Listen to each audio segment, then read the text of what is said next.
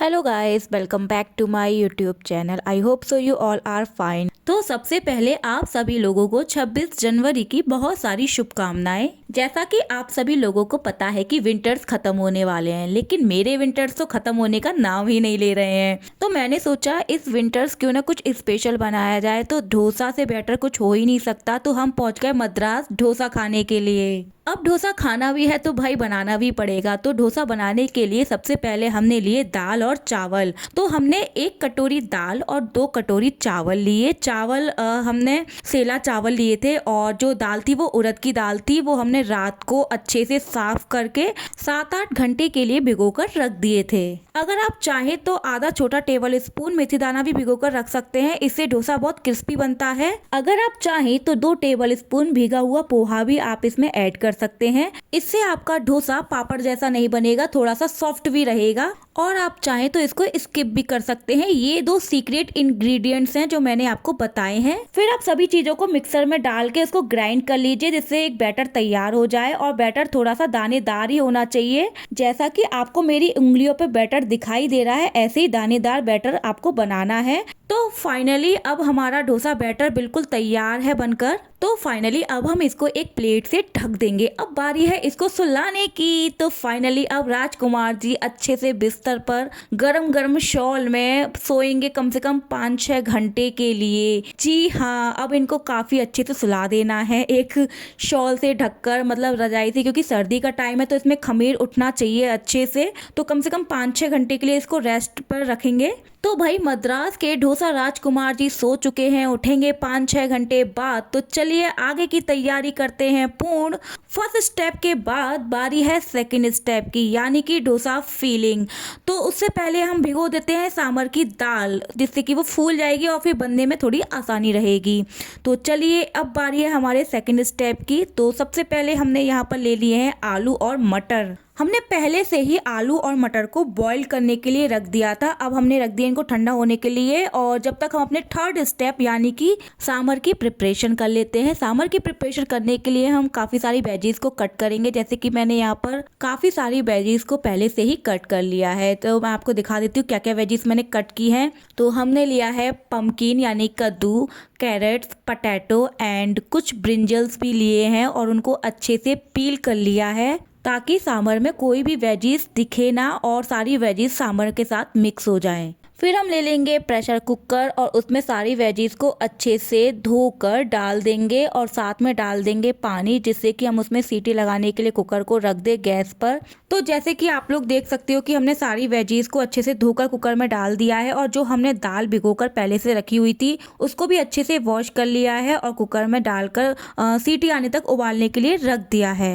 एक तरफ हमने सांभर की वेजीज को कुकर में उबालने के लिए गैस पे रख दिया है, तो दूसरी तरफ हम अपने आलू वाली फीलिंग को तैयार करेंगे। तो उसके लिए सबसे पहले हम गैस पर एक कढ़ाई रखेंगे और कढ़ाई को गरम कर लेंगे अच्छे से, और फिर हम उसमें डालेंगे ऑलिव ऑयल, मस्टर्ड ऑयल, जो भी आप यूज करते हो। अगर आप देसी घी यूज करते हो तो आप वो भी ले सकते हो, अपने अकॉर्डिंग। तेल या घी को अच्छे से गरम करना है, और जब वो अच्छे से गरम हो जाए तो उसमें डालनी है आपको 2-3 सूखी लाल मिर्च, और उनको अच्छे से तल लेना है। और फिर उसके बाद आपको डालना है मस्टर्ड, और जब वो मस्टर्ड चटकने लगे, जब वो राई चटकने लगे, तो आपको उसमें डाल देनी है हल्दी। हल्दी डालने के बाद फिर आपको उसमें डालने हैं मैश किए हुए आलू और मटर। हमने पहले से ही आलू को उबाल के रख लिया था और उनको अच्छे से मैश कर लिया था, साथ में हमने मटर भी मैश कर ली थी पहले से ही। तो अब हम मैश किए हुए आलू और मटर को गरम तेल में डाल देंगे और उनको अच्छे से चला लेंगे, ताकि सारा मसाला जो है आलूओं में मिक्स हो जाए। स्पाइसेस को आप लोग अपने अकॉर्डिंग कम ज्यादा एडजस्ट कर लीजिएगा, क्योंकि स्पाइसेस तो टेस्ट के अकॉर्डिंग ही यूज होते हैं। और एक बात की, आलूओं को आपको कद्दूकस बिल्कुल भी नहीं करना है। अगर आप आलू को कद्दूकस करते हो तो वो एक जो टेस्ट होता है उसे वो नहीं आता है। तो मैं तो आपको एडवाइस करूंगी कि आलू को आप लोग मैश करिए, बाकी आप लोगों की मर्जी है, आप लोग अपने हिसाब से कद्दूकस भी कर सकते हैं। तो फिर हम बाकी के मसाले इसमें ऐड करेंगे, जैसे कि रेड चिली पाउडर, और फिर हम डालेंगे इसमें अपने अकॉर्डिंग सॉल्ट। आपको सॉल्ट देखकर डालना है, क्योंकि सॉल्ट हम 3 जगह ऐड कर रहे हैं, आलूओं में, सांभर में, और हमने जो डोसा बैटर बनाया था उसमें। तो इसलिए आपको सॉल्ट देखकर डालना है। फिर हम इसमें हल्का सा पानी डालेंगे, जिससे कि ये अच्छे से मसाला बन जाए। तो फाइनली हमारा आलू मसाला बनके बिल्कुल ही रेडी हो चुका है। अब हम इसे एक प्लेट में निकाल लेंगे और ठंडा होने के लिए रख देंगे। तो फाइनली अब बारी है हमारे सांभर की। जो सांभर थी, सारी सब्जियां थी, वो कुकर में हमने उबाल ली हैं। तो सभी उबली हुई सब्जियों को और दाल को हम मैश कर लेंगे मैशर की हेल्प से, क्योंकि जब सांभर में सारी सब्जियां दिखती हैं तो मुझे ज़्यादा अच्छी नहीं लगती हैं। मुझे सारी सब्जियां मैश की हुई अच्छी लगती हैं। तो अब हमने बॉइल की हुई सारी वेजिटेबल्स को मैश कर लिया है। साथ में तड़के के लिए टमाटो और चिलीज को भी कट करके पहले से ही रख लिया है। तो अब बारी है हमारे सांभर में तड़का लगाने की, जो कि मेन काम, क्योंकि अगर सांभर अच्छी नहीं बनी तो कुछ भी अच्छा नहीं बना, क्योंकि डोसा का पूरा टेस्ट सांभर से ही होता है। तो जिसमें हमने आलू मसाला बनाया था उसी में दोबारा से तेल गरम करने के लिए रख देंगे। अगर मैं बर्तन चेंज करूंगी तो सारे बर्तन मुझे ही धोने पड़ेंगे और मुझे नहीं धोने हैं, तो प्लीज माइंड मत करिएगा। तो सबसे पहले हम तड़के में डालेंगे सूखी लाल मिर्च, धनिया पाउडर, और फिर जो हमने पहले से ही टमाटो और चिलीज कट करके रखे हुए थे वो भी इसमें ऐड कर देंगे। साथ में इसमें ऐड कर देंगे सॉल्ट। और मैं जल्दी में राई डालना तो भूल ही गई थी, तो अब मैं इसमें राई भी डाल देती हूँ, क्योंकि राई आपको पहले डालनी थी, लेकिन मैं हूँ ना, तो कुकिंग तो मेरी ऐसी ही होती है, तो प्लीज माइंड मत करिए। फिर हम डालेंगे इसमें रेड चिली पाउडर और थोड़ा सा सांभर मसाला बिना अनियन और गार्लिक के। आप चाहे तो अनियन और गार्लिक वाला भी सांभर मसाला यूज कर सकते हैं, ये आपकी चॉइस है। जब हमारा मसाला अच्छे से भुन जाए तो हम इसमें पानी ऐड कर देंगे। आपको एक बात बताती हूँ, जब मैं ये सांभर मसाला तैयार कर रही थी ना, पूरे घर में इसकी महक हो गई, और भाई इतनी अच्छी महक हुई ना इसकी, तो सब बस मेरी तरफ ही देखने लग गए कि कब ये जल्दी से सांभर बने और हमें मिले। तो अब हम इसमें ऐड करेंगे खटाई। मेरे पास इमली नहीं थी तो इसलिए मैंने इमली ऐड नहीं की, और मुझे लगा भी नहीं कि इमली लेके आनी चाहिए, तो मैंने इसमें खटाई ऐड कर दी है। तो खट्टेपन के लिए सांभर थोड़ी सी खट्टी होनी चाहिए, तो खटाई भी इसमें अच्छे से काम कर जाएगी। और अगर आपको इसका टेस्ट और बढ़ाना है तो आप इसमें हल्की सी शुगर भी ऐड कर सकते हो, तो टेस्ट में थोड़ा खट्टा मीठापन आएगा। तो फाइनली मेरी सांभर तैयार है, देखिए इसका कलर। तो अब बारी है भाई शाही सवारी के राजकुमार की, जिसके लिए सुबह से इतनी तैयारियां हो रखी हैं, जिसको हमने सुबह बड़े प्यार से सुलाया था 7-8 घंटे के लिए, यानी कि हमारे डोसा बैटर की, जिसको हमने 7-8 घंटे के लिए सुबह रेस्ट पर रखा था, क्योंकि सर्दियों के टाइम में खमीर उठना इट नॉट पॉसिबल, तो इसको अच्छे से गर्म कपड़े से ढक के हमें रखना था। तो अब इसको हम लेके चलते हैं अपने किचन में और देखते हैं कि क्या वाकई में इसमें खमीर उठा है कि नहीं, ये अभी बनाने के लिए रेडी है भी है कि नहीं। तो चलिए अब मैं आपको दिखाती हूँ कि मेरे बैटर में खमीर उठा भी है कि नहीं। तो स्पून की हेल्प से हम देखेंगे, तो देखिए इसमें खमीर उठ चुका है, क्योंकि हमारा डोसा बैटर बहुत गाढ़ा हो चुका है। हमने इसे सुबह पानी डाल के रखा था, लेकिन इतना गाढ़ा बैटर हो गया है। और आप इस बैटर में थोड़ा स्पॉन्जी भी देख रहे होंगे कि, तो फाइनली हमारा जो खमीर है वो उठ चुका है और हमारा डोसा बैटर बिल्कुल तैयार है डोसा बनाने के लिए। तो बस अब हम इसमें कर लेते हैं पानी को ऐड और थोड़ा सा बैटर को कर लेते हैं पतला। इतना आपको पतला भी नहीं करना है बैटर की वो एकदम से बहे, और आपको इतना गाढ़ा भी नहीं छोड़ना है कि वो चारों तरफ ना फैले।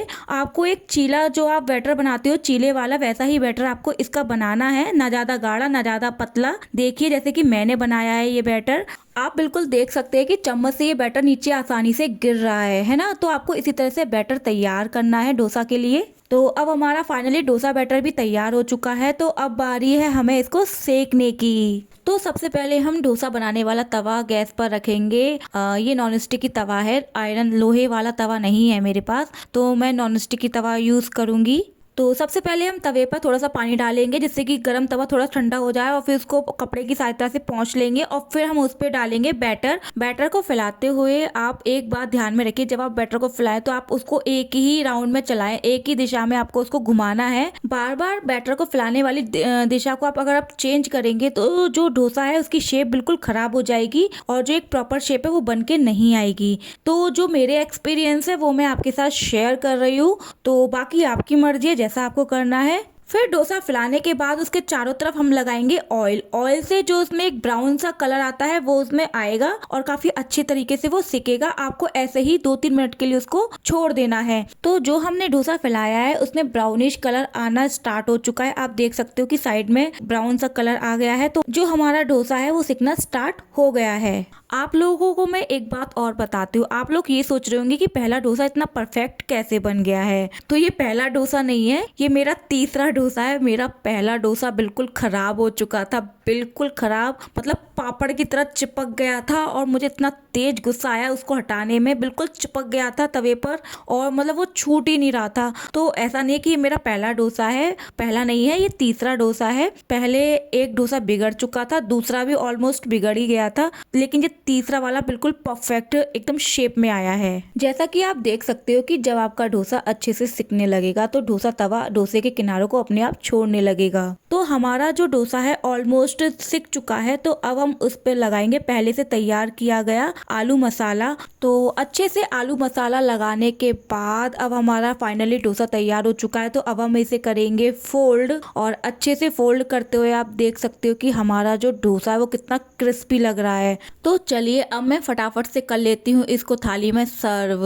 और बताती हूँ आपको कि जितना डोसा दिखने में क्रिस्पी है उतना खाने में है कि नहीं। तो भाई पहले तो आप लोग इसकी शक्ल ही देख लो, कितना अच्छा दिख रहा है और सांभर भी इतनी अच्छी दिख रही है, टेस्टी दिख रही है और इतनी अच्छी स्मेल आ रही है ना, मैं आपको कुछ बता नहीं सकती हूँ। मतलब बहुत ही अमेजिंग स्मेल है। तो मैं आपको डोसा खोलकर अंदर से भी दिखा देती हूँ। भाई देखिए इसकी फीलिंग अंदर वाली कितनी अच्छी लग रहा है ना, बिल्कुल मार्केट जैसा। बस साइज को देख के कोई भी पहचान जाएगा, वरना बिल्कुल मार्केट जैसा बना है। तो चलिए अब हम इसकी फर्स्ट बाइट लेते हैं, क्योंकि तारीफ तो बहुत हो गई, अब खा के भी देखते हैं फटाफट से। तो पहली बाइट है तो जल्दी से।